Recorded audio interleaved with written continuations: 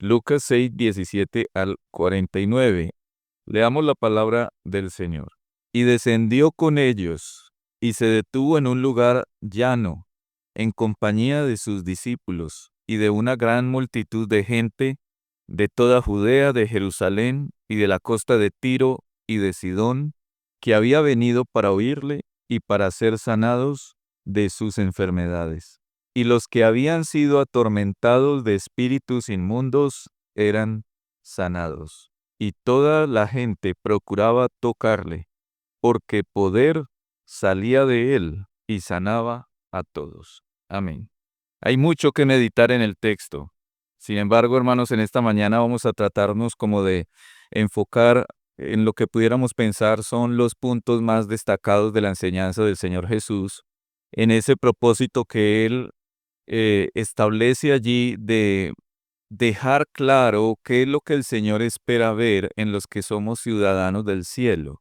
Lo que vamos a ver es cómo el Señor está como estableciendo ciertos patrones de conducta, ciertas instrucciones, cierta manera en la que un ciudadano del cielo debe de vivir.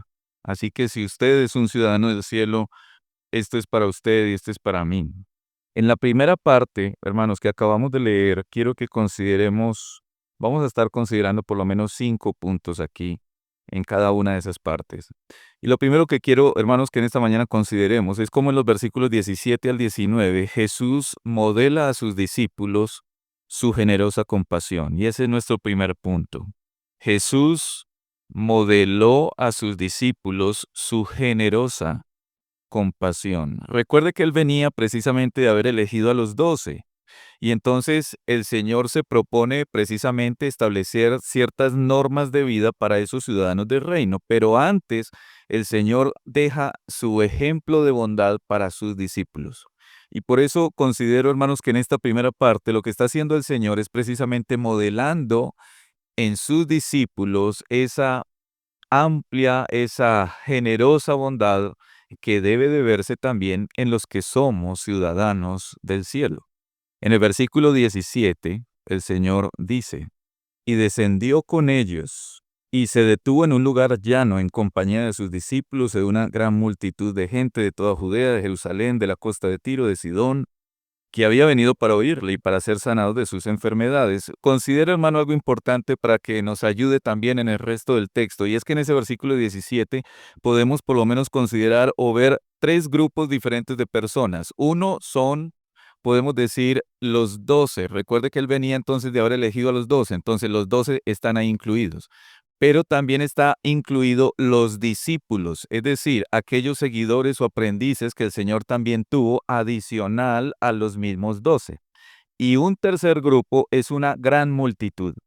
Entonces, dentro de este texto debemos de tener en cuenta que el Señor está dirigiendo en unos casos a todos, en otros casos solamente a alguno de esos grupos. 3 grupos, los 12, los discípulos y una gran multitud. Continúa en el verso 18 al 19. Los que habían sido atormentados de espíritus inmundos eran sanados, y toda la gente procuraba tocarle, porque poder salía de él para y sanaba a todos. Y yo creo, hermanos, que aquí lo que el Señor está mostrando es esa amplia o generosa compasión que tiene Él para incluso aquellos que le buscan solo por sus beneficios.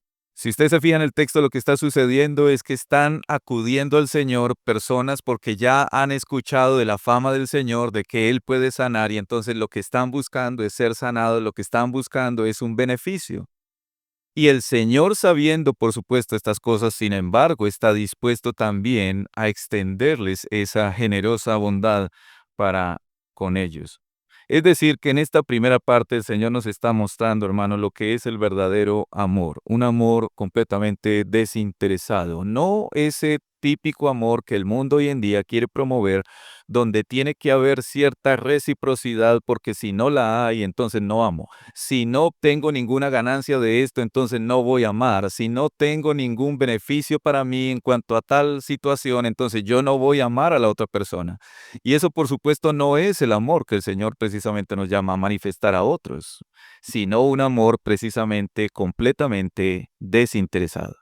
Entonces creo que aquí en primer lugar, antes de el Señor empezar a dar como esas instrucciones, está dejándole claro a sus discípulos, ustedes deben de amar incluso a aquellos que solamente buscan un beneficio personal.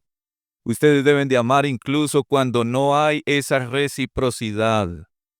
El Señor estaba modelando a sus propios discípulos y a nosotros lo que es una auténtica y generosa compasión. A partir del versículo 20 hasta el verso 26, consideremos una segunda cosa que el Señor está haciendo. Jesús declaró a sus discípulos una gran división.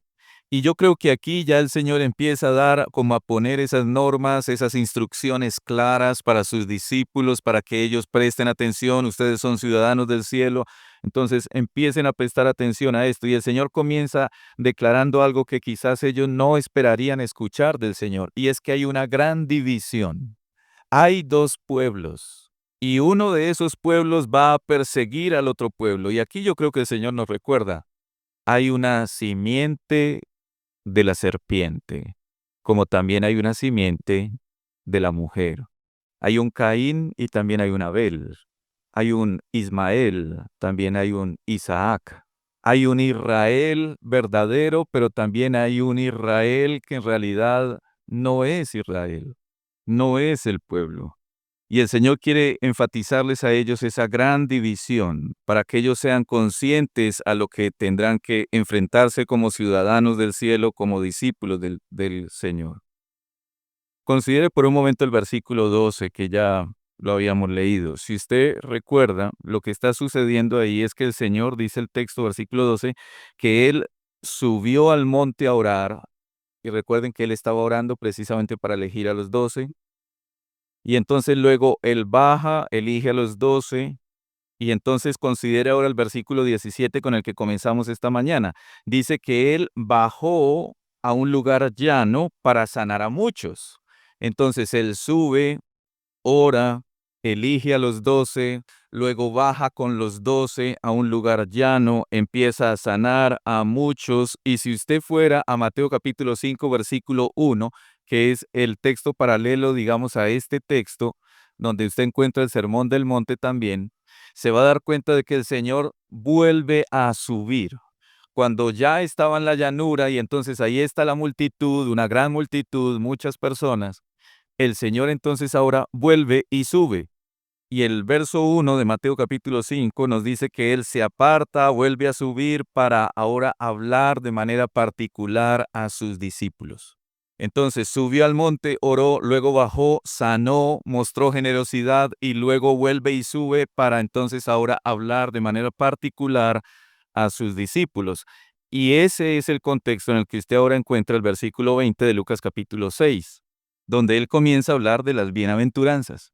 Y dice allí la escritura, y alzando los ojos hacia sus discípulos, decía, bienaventurados vosotros los pobres, porque vuestro es el reino de Dios. Bienaventurados los que ahora tenéis hambre, porque seréis saciados. Bienaventurados los que ahora lloráis, porque reiréis. Ya hemos considerado en otros momentos lo que son las bienaventuranzas, así que en esta mañana no nos vamos a centrar tanto en qué es cada una de esas bienaventuranzas. Lo que podemos decir, hermanos, es cuando dice, por ejemplo, bienaventurados los pobres, los que tienen hambre, los que lloran. Por supuesto, está hablando de aquellos que se saben pecadores y entonces a causa de saberse pecadores, claman al Señor, se saben necesitados de Él, se saben necesitados de su perdón, y a ellos es a quienes el Señor les dice, ellos son bienaventurados.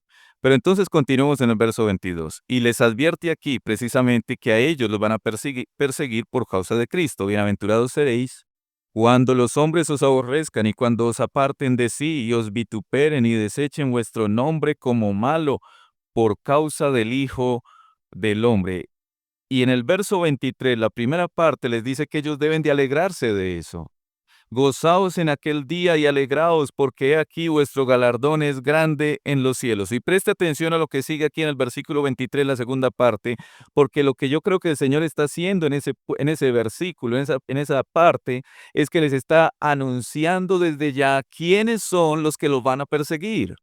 ¿Quiénes son los que los van a perseguir? Mire el versículo 23. Porque así hacían sus padres con los profetas. Lea el versículo 23 completo. Gozaos en aquel día y alegraos, porque aquí vuestro galardón es grande en los cielos. Porque así hacían, es decir, como dice el versículo 22, los padres, sus propios padres, los perseguían. Así como, como fue en el Antiguo Testamento, donde el mismo pueblo de Israel silenciaba a los profetas que el Señor enviaba y no quería escucharlos. Así ahora del mismo pueblo se van a levantar incrédulos y los van a perseguir a ustedes, así como sucedió en el pasado.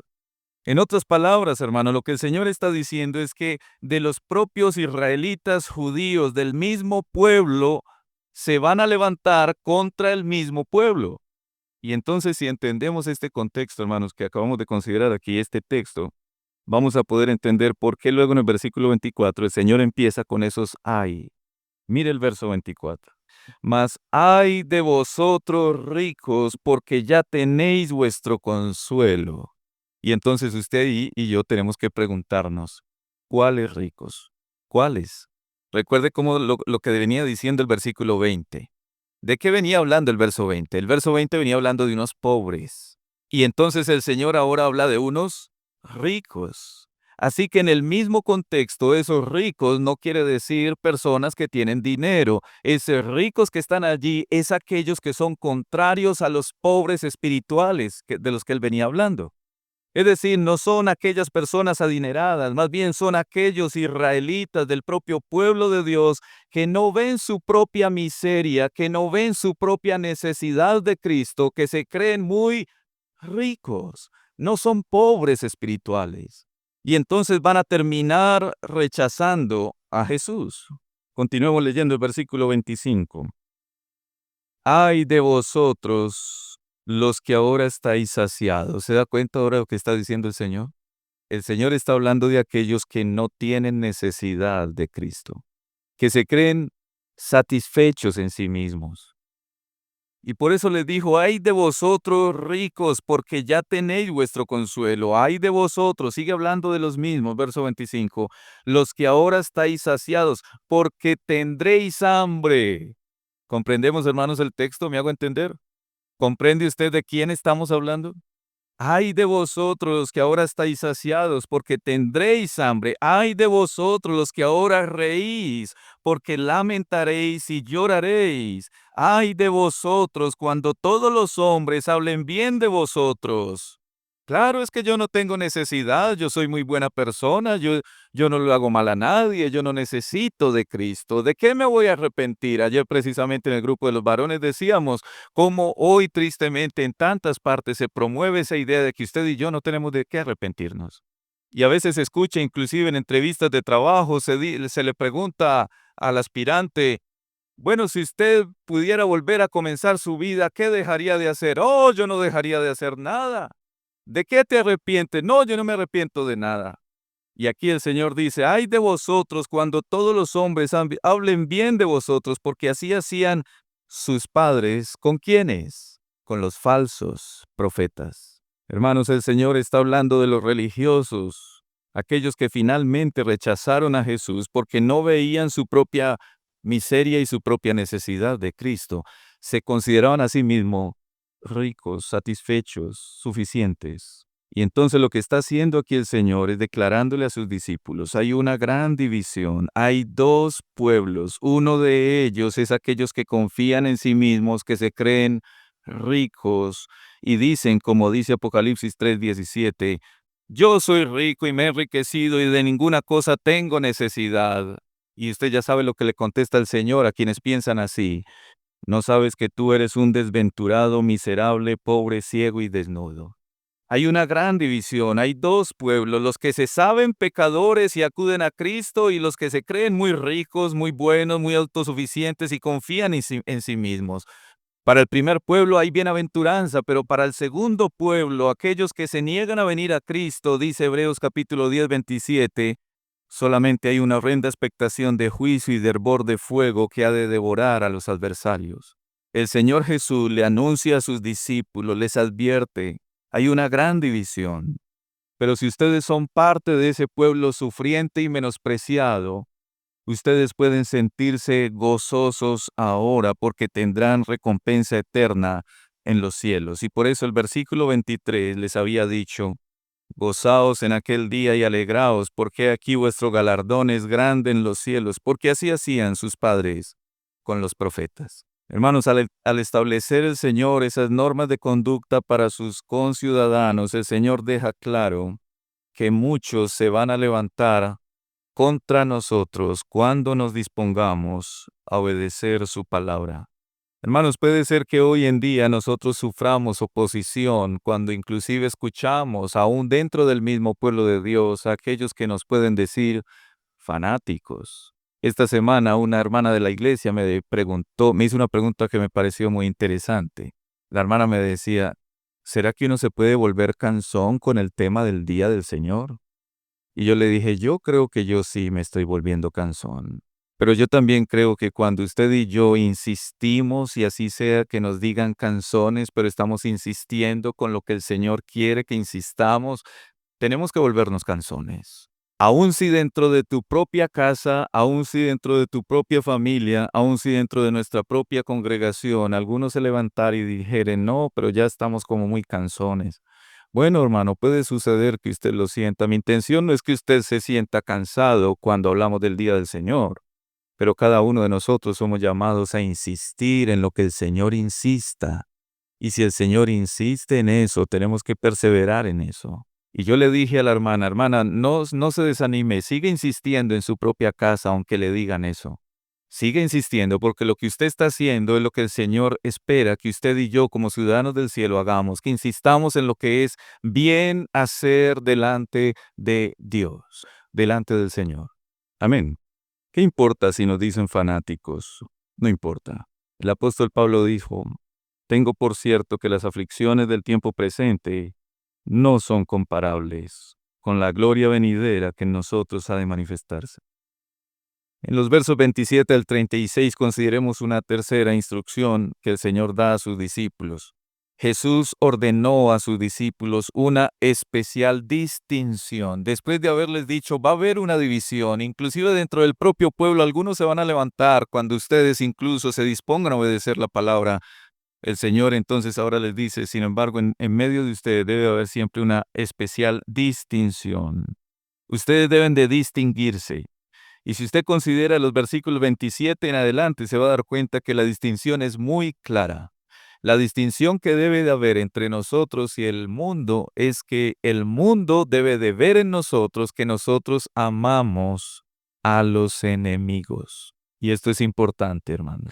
No es un amor general. Estamos hablando de un amor particularmente expresado a los enemigos. Y yo no sé usted cómo se siente en cuanto a eso, pero por lo menos por mi parte me es difícil. No es fácil amar a los enemigos. Pero esa es la marca distintiva que el Señor va a establecer aquí para sus discípulos. Continuemos leyendo el verso 27.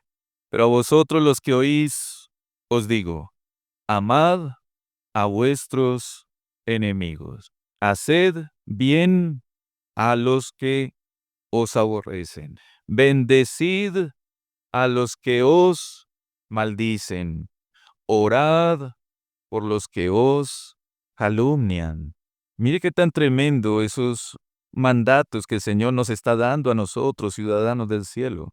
Amen, hagan bien, bendigan, oren. ¿Por quiénes?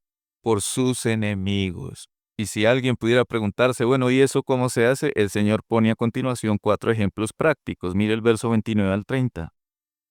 Al que te hiera en una mejilla, preséntale también la otra. Al que te quite la capa, ni aun la túnica le niegues. A cualquiera que te pida, dale. Y al que tome lo que es tuyo, no pidas que te lo devuelva. Mire qué tan tremendo esos 4 ejemplos prácticos que el Señor nos está diciendo. El primero es: al que te hiera, póngale la otra mejilla. Al que te quite, no le niegues. Al que te pida, dale.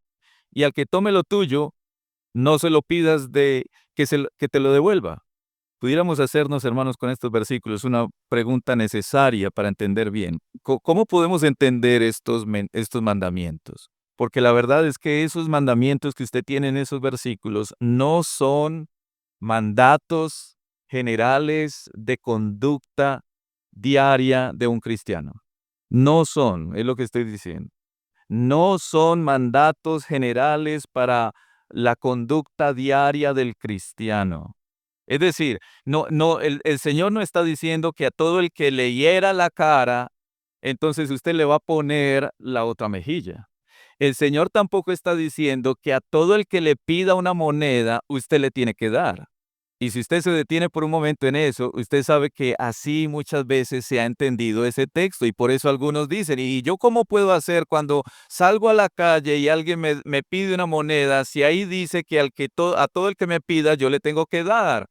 Pues precisamente es que el Señor no está hablando de mandatos en la conducta diaria de un cristiano. El Señor está hablando de mandatos en un contexto particular, cuando estás frente a tus enemigos. Y de manera particular, cuando esos enemigos te están persiguiendo por causa de tu fe en Cristo. Cuando hay acciones hostiles contra nosotros de parte de los enemigos de la iglesia del Señor, ahí es cuando el Señor nos dice, haga estas cosas. Así que no es en cualquier contexto, no es cuando el mendigo en la calle nos pida, es cuando hay un ultraje, un menosprecio contra nosotros, una hostilidad contra nosotros por causa de ser cristianos. Ahí es donde el Señor nos dice esto. Cuando leía, me acordaba que eso fue el año pasado, en uno de los miércoles, cuando estuvimos, creo que fue en el mes de octubre, que estuvimos presentando algunos testimonios de otros cristianos en otros lugares que están siendo perseguidos por causa de ser cristianos. Uno de esos testimonios que veíamos ahí es de las personas que viven en países donde los trabajos más sucios, más desagradables, más mal pagados, se los dan es a los cristianos. Y entonces en aquellos lugares los cristianos no tienen ni siquiera la posibilidad de llegar a tener un buen trabajo donde les paguen bien. Y en esos videos uno de los ejemplos que había era de un cristiano que tenía que meterse en las alcantarillas de aguas negras a sacar de allá y él salía completamente sucio. Y ese era el trabajo más alto que él podía aspirar. ¿Y por qué? Porque era cristiano. Y es en ese contexto donde precisamente el Señor dice, ponga la otra mejilla, no pida que le devuelva. Y si le quieren quitar, entregue inclusive lo que tiene.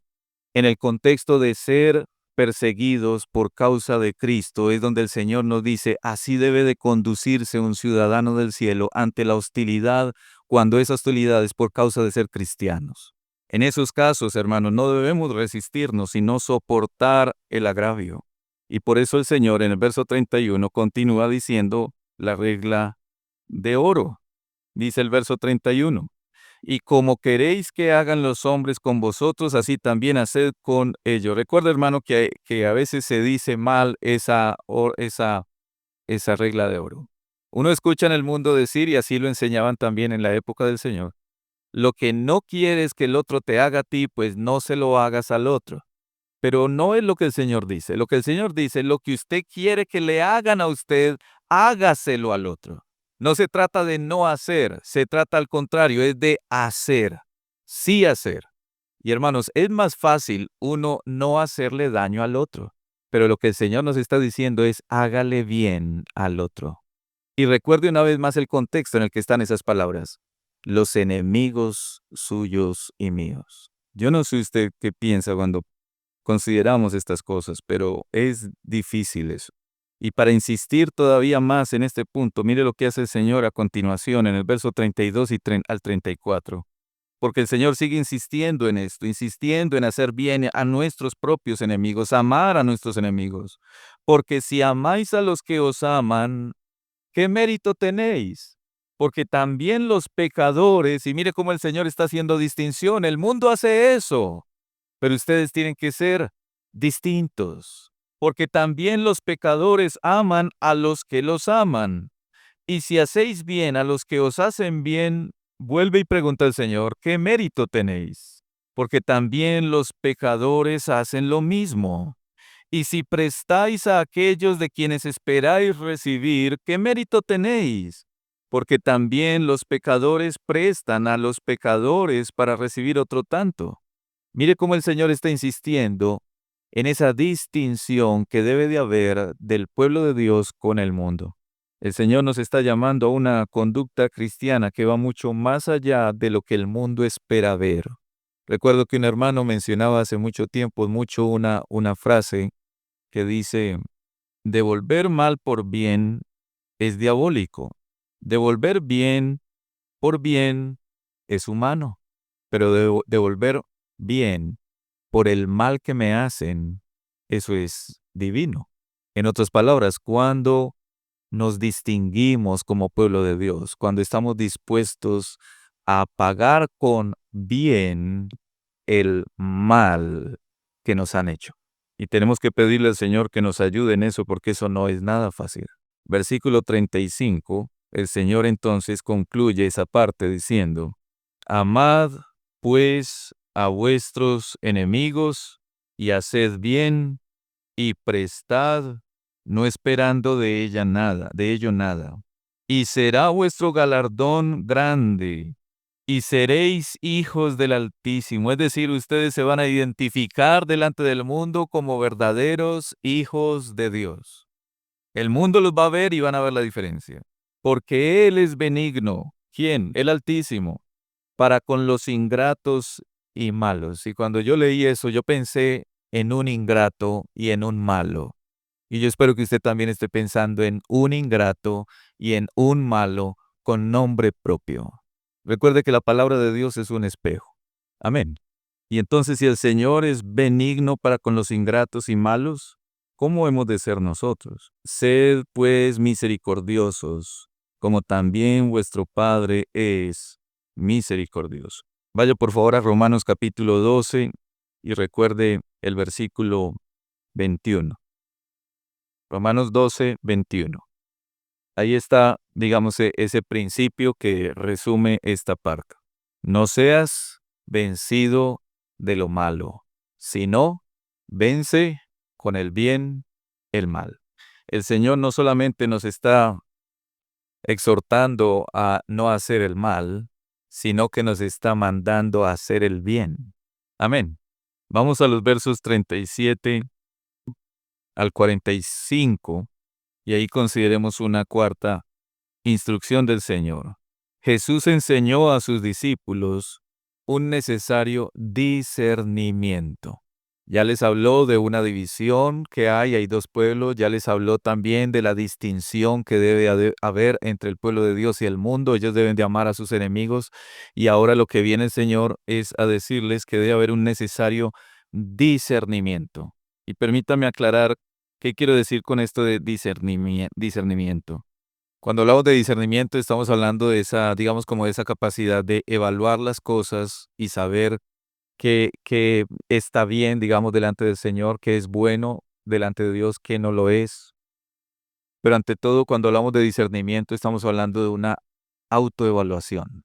Antes de yo ocuparme de estar pensando qué está bien, qué está mal hacia afuera, tengo que autoevaluarme, examinarme primero a mí mismo, qué está bien, qué está mal. ¿Me hago entender, hermanos? Amén. Entonces vamos a considerar aquí por lo menos 3 exámenes, digámoslo así. Lo primero es examínate para ver si hay una actitud condenatoria contra los demás. Como ciudadanos del cielo, examinémonos si acaso hay en nosotros una actitud a veces muy criticona, condenatoria hacia los demás. El Señor está advirtiendo contra esa tendencia en esos versículos 37 al 38 de tener esa actitud a veces rencorosa, a veces condenatoria, a veces de ser tan criticones, decimos entre nosotros. Mire el versículo 37. No juzguéis y no seréis juzgados, no condenéis y no seréis condenados, perdonad y seréis perdonados. Dad y se os dará medida buena, apretada, remecida y rebosando, darán en vuestro regazo, porque con la misma medida con que medís, os volverán a medir. Y permítame aclarar algo, hermanos, en estos versículos que creo que siempre es necesario. El texto no está prohibiendo que usted y yo tengamos un sentido crítico, edificante por el bien del otro, de mirar también las defectos, errores, fallas en los demás. El texto no está prohibiendo esa crítica constructiva, porque de hecho el mismo texto más adelante también va a decir, por sus frutos los conoceréis. En otras palabras, el Señor está diciendo, tú tienes que ver no solamente tu propio fruto, sino que también debes de ver los frutos de los otros. Y el fruto debe de verse para todos. Y por eso el Señor les dijo a sus discípulos, miren los frutos, fíjense en los frutos, tengan esa crítica constructiva frente a los demás. El Señor no está diciendo que no la tengamos, pero lo que el texto sí está prohibiendo es esa actitud criticona, rencorosa, que queremos incluso a veces sentir que yo sí estoy bien, pero tú sí eres muy malo. Esa actitud es la que el Señor está denunciando aquí. Así que lo primero que tenemos que hacer es examinarnos, hermanos, a nosotros mismos, si acaso en nosotros ha habido también esa actitud rencorosa, condenatoria, criticona, de querer estar buscándole al otro, buscándole a los demás, cuál es su problema para estárselo señalando. Y por eso, en los versos 39 al 40, el Señor continúa diciendo, y aquí el Señor nos está diciendo, examinémonos, examínate para ver si tomas a la ligera la labor de enseñar a otros. Mire lo que dice esa parábola. Y les decía una parábola. ¿Acaso puede un ciego guiar a otro ciego? ¿No caerán ambos en el hoyo? Qué parábola tan corta, ¿no? Pero qué parábola tan aleccionadora. Yo creo que aquí el Señor nos está diciendo, examinémonos para ver si a veces tomamos a la ligera la labor de enseñar a otros. Y quizás usted puede estar pensando, no es que yo no le enseño a otros. De pronto el pastor enseña a otro, de pronto los maestros enseñan a otros, de pronto los otros enseñan a otros, pero yo no enseño a otros. Hermano, todos de una u otra manera estamos enseñando a otros. Directa o indirectamente estamos enseñando a otros. Y quizás estamos guiando a otros. Y por eso aquí el Señor dice, tenemos que tener mucho cuidado, porque ¿acaso puede un ciego guiar a otro ciego?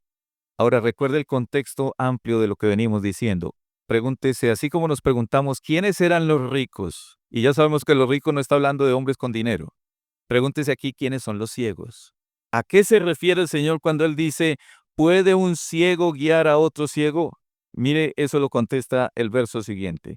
El discípulo no puede ser superior a su maestro, mas todo el que fuere perfeccionado será como su maestro. Creo, hermanos, que aquí el Señor está dando una advertencia para que nosotros, usted y yo, como discípulos de Cristo, tengamos en cuenta que nosotros estamos guiando a otros, estamos enseñando a otros. Y si quizás nosotros andamos ciegos pensando que nosotros mismos no necesitamos incluso ser enseñados, que nosotros mismos no necesitamos incluso estar dependientes de la palabra, porque quizás nosotros ya lo sabemos, así como decían los fariseos, pero nosotros somos doctores en la ley, nosotros no necesitamos, nosotros estamos muy bien. Hermanos, si esto es así, quizás nosotros vamos a ser esos ciegos que vamos a estar guiando a otros ciegos. Y entonces los dos vamos a caer en el hoyo y vamos a estar ambos mal. Me llamó la atención que el versículo 40 de Lucas, ahí en el capítulo 6, en la Nueva Biblia de las Américas, o la Biblia también de las Américas, mire cómo dice, un discípulo no está por encima de su maestro, pero todo discípulo, después de que se ha preparado bien, será como su maestro. Y por eso creo que aquí el Señor nos está advirtiendo frente a la necesidad de examinarnos, ya que si a veces, si acaso nosotros a veces tomamos a la ligera el hecho de que nosotros estamos guiando a otros. Hay otros que nos están mirando. Hay otros que están poniendo su mirada en nosotros y quizás puede ser de su propia casa, quizás pueden ser nuestros propios familiares o nuestros vecinos, o pueden ser personas de la misma congregación que nos están mirando y entonces, ¿qué les estamos enseñando? con nuestra propia vida, con nuestras propias palabras, con nuestra propia conducta. Examinémonos. No vaya a ser que tomamos a la ligera el enseñar a otros. Y en los versículos 41 y 42, examínate ante todo primero a ti mismo antes que a los demás. Examinémonos primero a nosotros. Creo que esos versículos son tan claros. Verso 41. ¿Por qué miras la paja que está en el ojo de tu hermano y no echas de ver la viga que está en tu propio ojo? Cuando yo leo ese versículo, hermanos, cuando dice, no echas de ver la viga que está en tu propio ojo, creo que lo que el Señor nos está diciendo es, tú estás ciego. Es que nadie puede ver con una viga en un ojo. Una cosa es tener una paja, pero el Señor nos está diciendo, tú te pones a mirar la paja en el ojo ajeno y no te das cuenta que tú no solamente tienes una viga en tu propio ojo, es que tú no puedes ver, tú estás ciego. ¿O cómo puedes decir a tu hermano, hermano, déjame sacar la paja que está en tu ojo, no mirando tú la viga que está en el ojo tuyo? Y mire qué palabras tan duras, pero justas. Hipócrita, saca primero la viga de tu propio ojo y entonces verás bien, porque de lo contrario ni verás, para sacar la paja que está en el ojo de tu hermano. Verso 43.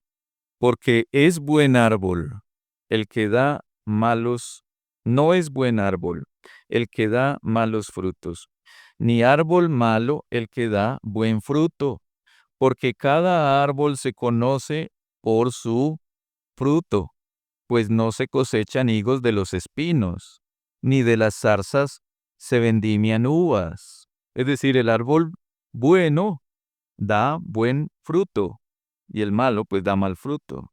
Y mire cómo aplica eso directamente a hombres. Venía hablando de árboles, pero ahora lo aplica a hombres para que quede la enseñanza clara.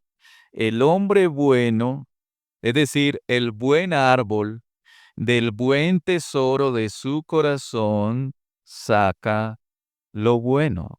Y el hombre malo, del mal tesoro de su corazón, saca lo malo, porque de la abundancia del corazón habla la boca.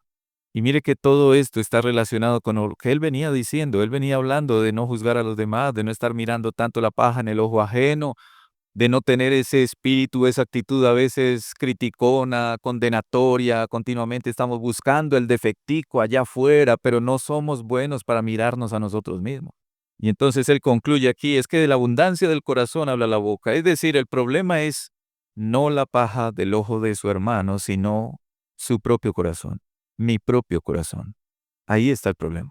Hermanos, el Señor enseñó a sus discípulos un necesario discernimiento, una necesidad de estarnos examinando primero a nosotros mismos antes que estar buscando en los demás sus errores o sus faltas. Siempre me acuerdo de esas palabras de Pablo a Timoteo, que dice, ten cuidado de ti mismo.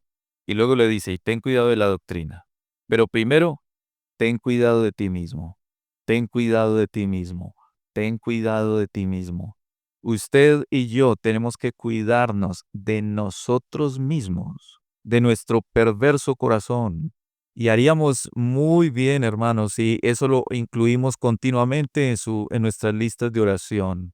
Y ponemos ahí, Señor, ayúdame a cuidarme de mí mismo. Yo le he colocado, Señor, sálvame de mí mismo, de mi tendencia a estar viendo el error en los demás, de mi tendencia a criticar a los demás, de mi tendencia a una actitud condenatoria hacia los demás cuando no me he podido quitar de mi propio ojo mi propia viga.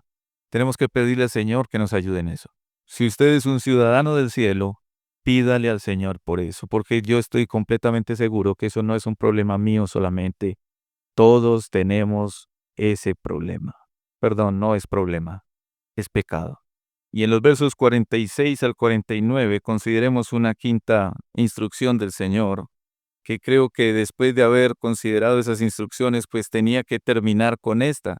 El Señor Jesús llamó a sus discípulos a una decidida decisión, y perdónenme la redundancia, a una decidida decisión. Es decir, luego de fijar la conducta de los ciudadanos del reino, de insistirle en todas estas cosas, Él les está diciendo, bueno, ahora ustedes tienen que decidirse a hacer, porque lo que más le importa al Señor no es tanto que usted y yo asentemos con la cabeza y digamos, sí, eso es verdad, sino que usted y yo hagamos.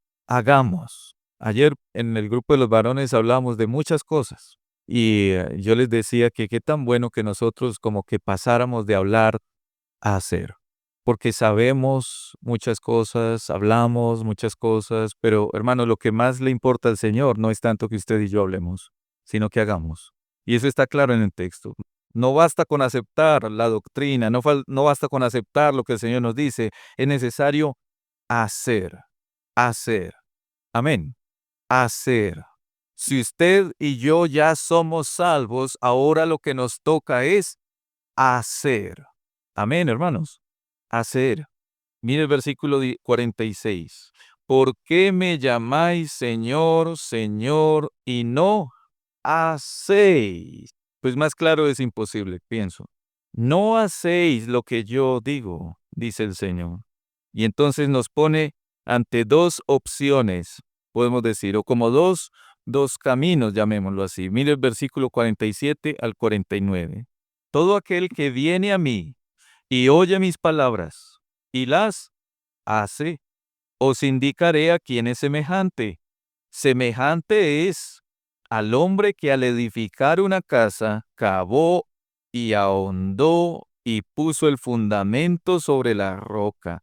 Y cuando vino una inundación, el río dio con ímpetu contra aquella casa, pero no la pudo mover porque estaba fundada sobre la roca. Y viene el segundo. Mas el que oyó y no hizo, semejante es al hombre que edificó su casa sobre tierra, sin fundamento, contra la cual el río dio con ímpetu y luego cayó y fue grande la ruina de aquella casa. Es decir, o construiremos nuestra vida sobre la roca que es Cristo, o construiremos nuestra vida sobre la arena movediza de una simple profesión de fe sin hacer. Porque mire que el segundo ejemplo que el Señor nos pone ahí, dice que Él también oyó. Ambos oyeron, ambos escucharon la palabra del Señor, pero la diferencia está en que uno hizo, el otro no hizo. El uno construyó, es decir, atendió la enseñanza del Señor, obedeció y eso es edificar su casa sobre la roca. Pero cuando escuchamos y como dice Santiago, nos miramos en el espejo, que es la palabra, y se nos olvida cómo estamos, y entonces luego nos vamos y seguimos en las mismas, pues el Señor dice, van a llegar las pruebas, van a llegar los problemas, van a llegar las aflicciones, van a llegar las tempestades a nuestras propias vidas y esa vida, esa casa se va a caer, porque está construida en medio de una arena movediza. Hermanos, a quienes profesamos ser discípulos de Cristo, el Señor Jesús nos llama a tomar la decisión de obedecer. Hermanos, si el Señor ya hizo todo para salvarnos, ya nos trasladó de las tinieblas a su luz, ya nos perdonó, ya nos ha dado herencia con Cristo, ya ha asegurado la vida eterna, ¿será mucho pedir del Señor que hagamos? Estoy seguro que no. Permítanme, hermanos, concluir con unos motivos de que yo por lo menos los he incluido dentro de mi lista de oración a la luz de lo que estábamos meditando aquí del texto. Pedir al Señor que nos ayude a mostrar la compasión que Él mismo nos modeló. Pedirle al Señor que nos sostenga en la fe en medio de la oposición. Pedirle al Señor que nos ayude a mostrar a nuestros enemigos su amor. Pedirle al Señor que nos dé discernimiento para examinarnos primero a nosotros mismos antes que a los demás. Y pedirle al Señor, Señor, ayúdanos a decidirnos a obedecer tu palabra como una ofrenda de gratitud a ti, que lo has hecho todo por nosotros. El Señor nos ayude, hermanos, a considerar todas estas cosas, a guardarlas en nuestra mente, en nuestro corazón, y que su palabra no solamente se quede ahí, sino que nos lleve a hacer, porque eso es lo que necesitamos ahora, hacer.